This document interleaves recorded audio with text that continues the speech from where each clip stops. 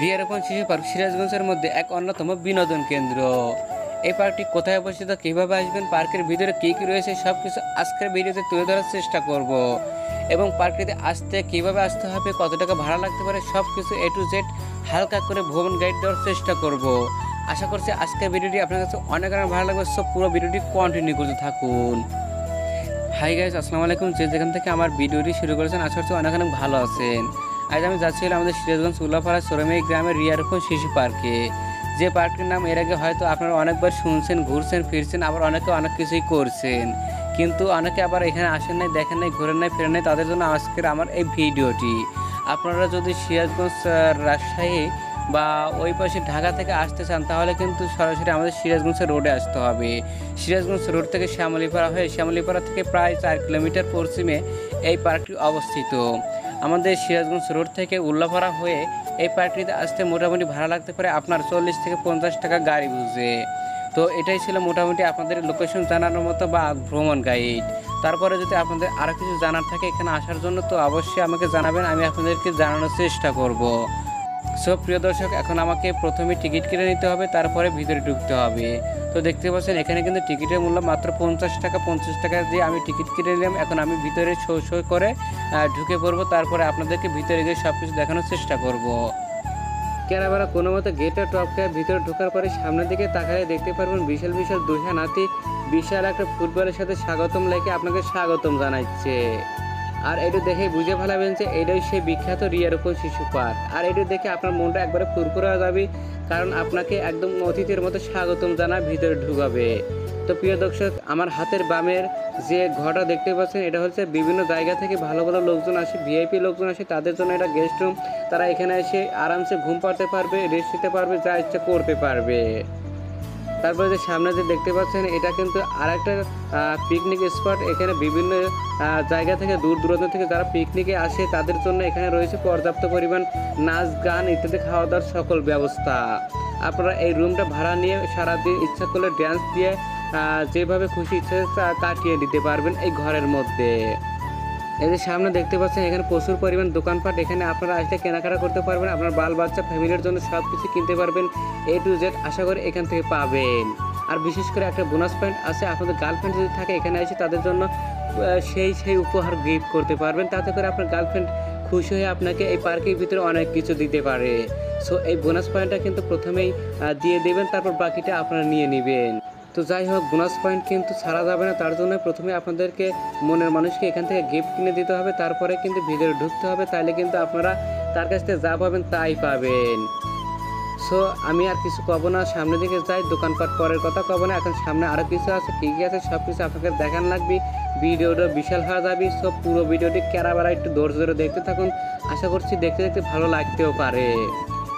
আমি পার্কের বাম সাইডে ঢুকছি, তো এখান দিয়ে এক সাইড দিয়ে পুরোটা দেখানোর চেষ্টা করবো। সাইড পাশ দিয়ে মানে কয়েলের মতো পাক পারতে পারতে পুরোটাই আপনাকে দেখাবো, সমস্যা নেই। খালি আপনারা একটুখানি পুরো ভিডিওটি কন্টিনিউ করুন এবং আজকের রিয়ারোপণ শিশু পার্কটি পুরোটা উপভোগ করুন।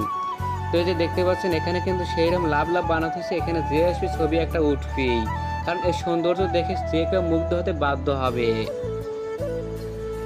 তো এই যে আবার সামনে দেখতে পাচ্ছেন সেই রকম আবার ছাউনি, মনে হচ্ছে ছাদ টানা দিচ্ছে। এখানে এসে মনে করেন যে সেই একটা নিরিবিলি পরিবেশ থাকবে, যখন মানুষ কমজন থাকবে এখানে এসে ওরে বাবা গিয়ে একটা ফিলিংস হবে, সেটা আসলে আমি বলে শেষ করতে পারবো না, আপনারা এসে বুঝতে পারবেন।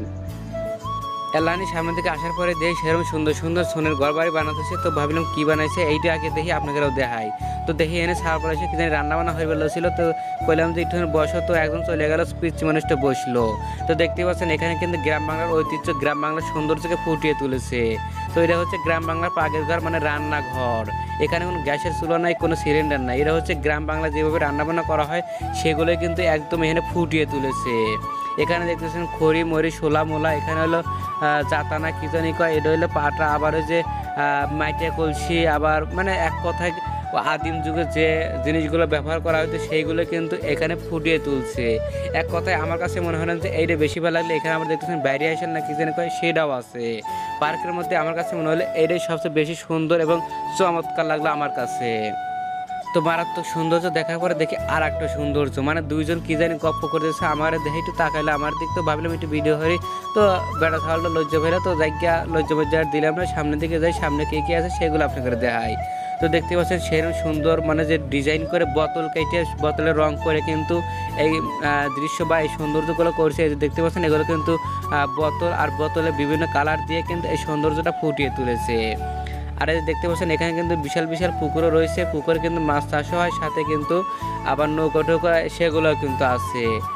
মানে যে এক ঢেলে দুই পাখি, এদিকে টাকাও কামাই হচ্ছে, আবার ওদিকে মৎস্য চাষও করতেছে, মানে যে দুই দিক থেকেই টাকা ইনকাম করতেছে। তো মোটামুটি বোতলের রেট আমার কাছে সেই ভালো লাগে। এখানে দেখা গেছে এর আগে আমাদের এলাকার লোকজন এসে এখানে শুটিংও করছে, মানে এত সৌন্দর্য বা এত ভালো লাগছে মানুষের কাছে। তো আসলে আপনারা যদি এখানে আসেন, সৌন্দর্যগুলো দেখে আসলে মুগ্ধ হবেন। সারাদিন এখানে যদি ঘোরেন তাহলে মোটামুটি ক্লান্ত হবেন না, শুধু দেখতেই মন চাবে, ঘুরতেই মন চাবে, কারণ পরিবেশটা খুবই সুন্দর এবং চারদিকে সবুজের সমারোহ। তো এবার বোতল এরিয়া ছেড়ে চলে আসলাম আর এক সাইডে, মানে যেখান থেকে শিশুদের জন্য পর্যাপ্ত পরিমাণ রয়েছে খেলনা। তো আপনাদেরকে এখন সেটাই দেখাবো, মানে আপনাদের শিশুদের দিয়ে আসতে পারে কীভাবে এখানে তাদেরকে রাখবেন বা তারা কতটুকু সারাদিন হাসি খুশিতে থাকবে, সেটাই কিন্তু এখন আপনাদেরকে দেখাবো। মানে যে পার্কের উত্তর সাইডে একদম পুরোই কিন্তু শিশুদের জন্য খেলনা দিয়ে ভরপুর। এই যে দেখতে পাচ্ছেন শিশুদের জন্য শুধু খেলনা নয়, 1 2 3 4 ক খ ABCD এগুলো কিন্তু পড়তে পারবে, মানে শিক্ষাও অর্জন করতে পারবে। এই যে ভিতরে কিন্তু দেখতে পাচ্ছেন প্রচুর পরিমাণ শিশুরা কিন্তু এখানে খেলাধুলা করতেছে, তবে এগুলো কিন্তু মাগনা নয়। এগুলো ভ্রমণ করতে হলে কিন্তু এগুলো রাইড ব্যবহার করতে আবার 30 থেকে 20 টাকা আপনাকে গুনতে হবে জনপ্রতি।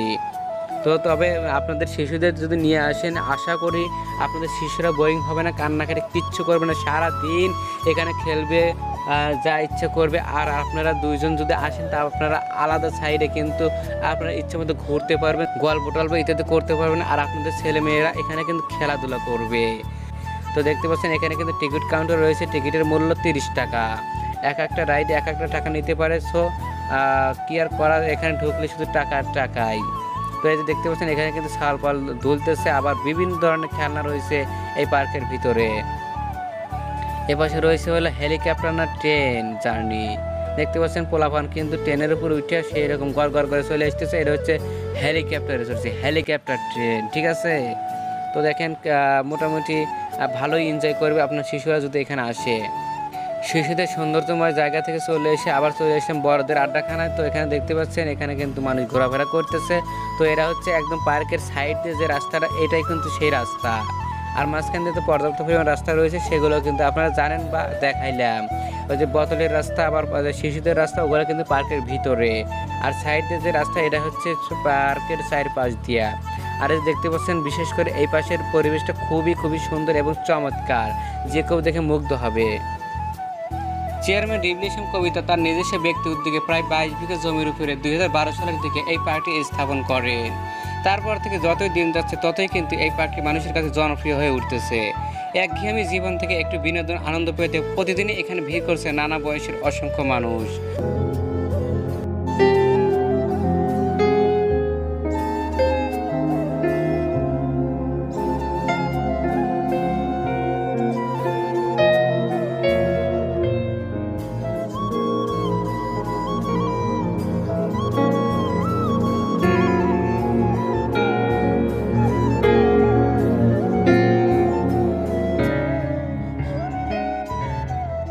তো চারিদিকে ঘোরাফেরা করে ঠ্যাং লেগে গেছে। তো এখন একটু দেখি নাগরদোলায় উঠে কেবার থাকে, আমিও দেখি আপনাদের একটু শেয়ার করে। তো তার জন্য কিন্তু প্রথমে টিকিট কাটতে হবে, টিকিটের মূল্য মাত্র 20 টাকা। তো আমরা 2 জন উঠবো, তো 2 জনের জন্য 2টা টিকিট নিয়ে এনেছি। তো এখন এই যে দেখি ভিতরে ভিতরে উঠে আপনাদের দেখানোর চেষ্টা করি যে নাগরদোলার ফিলিংসটা কীরকম থাকে। তো এই যে দেখতে পাচ্ছেন এখানে কিন্তু ফুলাফান সবাইকে উঠাচ্ছে একে একে কবুতরের খোপের মতো। তো এদেরকে উঠায় আটকা দিল, তারপরে হচ্ছে আমরা উঠবো। তো প্রিয় দর্শক, আমরা কিন্তু 2 জনে নাগরদোলাতে উঠে পড়ছি। তো নাগরদোলাও চালু করে দিয়েছে, ধীরে ধীরে উপর দিকে উঠতেছে। ওয়াও, সেই ফাইন ঠেকতেছে, মোটামুটি ভালোই ঠেকতেছে। তবে যদি এখন একটু গার্লফ্রেন্ড থাকতো তারই মনে হয় সেই ভালো লাগলো। 2 জন ধরে যদি এই এত উঠলেও সেই একটা ফিলিংস হলে নিত। দেখেন উপর থেকে একদম ড্রোনের মতো দেখা যাচ্ছে পার্কটি, আবার ধীরে ধীরে নিচে নামতেছি। তো এই যে দেখেন সেই ফাইন ঠেকতেছে, মনে হলো যে কেবাবান ঠেকবি আগে মাথায় পাক ধরবি নি, কিন্তু ওরকম কিছু মনে হচ্ছে না, ভালোই লাগতেছে। কিন্তু আমার ওই যে দেখেন উপরে আরও কিন্তু সবগুলোতে মানুষ আছে, কিন্তু মানুষ দেখা যাচ্ছে না। এই যে আবারও উঠে পড়লাম সেই আকাশে, কয়শো ফুট উপরে যে আসি তা তো কবে ফাইল পড়লাম। ওই যে দেখেন উপর থেকে সব পার্কের সব কিছু দেখা যাচ্ছে। তো আবারও নিচে নামে পড়তেছি, দেখেন ওয়াও সেই ফাইন ঠেকতেছে। আসলে বুঝাবার পারতেছি না যে আমার কেবা ঠেকতেছে, সেটা বুঝাবার পারলে বুঝলাম না। হয়তো আপনারা সকলেই উঠছেন, এটা আসলে করার কিছু নাই। নাগরদোলার ফিলিংসটা কীরকম এটা নতুন করে বলারও কিছু নাই, তবে অনুভূতিটা এক এক সময় এক এক রকম লাগে, কারণ মানুষ বুঝে অনুভূতি বোঝেন নাই। তো আবারও কিন্তু সেই মাথা উঠে পড়ছি, দেখেন এই যে কত দূর উঠছি, দেখেন আবারও ধীরে ধীরে ধীরে ধীরে ধীরে ধীরে নিচে নামতেছি। ওদের নিচে দেখেন মানুষজন যাইতেছে, মনে হচ্ছে পৃথিবীতে মানুষ সব। তো যাই হোক নাগরদোলে উঠে ভালোই লাগলো। আপাতত কয়েকটা পাক জেনে দিছে, কয়েকটা পাক দিয়ে নামা দিল। তো এখন আমরা নাগরদোলা থেকে নেমে গেছি। এখন দেখি অন্য সাইডে যাই, অন্য সাইডে গিয়ে দেখি আর কোনো রাইড ব্যবহার করা যায় না। তবে এর আগে আমরা ট্রেনে মেনে উঠে নেই। তো চলেন ট্রেনে উঠবো আজকে, ট্রেনে উঠে দেখি কীরকম থাকে। তো এখন আমরা ট্রেন জার্নি করবো। ট্রেন জার্নি করার লাগে দেখেন ওমরা তো সেই ভিড় লেগে গেছে, ট্রেনে ওঠার লাগে আমরা তো আত্মীয় সব আসতেছে, করছে কী সব কর্মকাণ্ডগুলো করেন গেদা ছাওয়ালের মতো।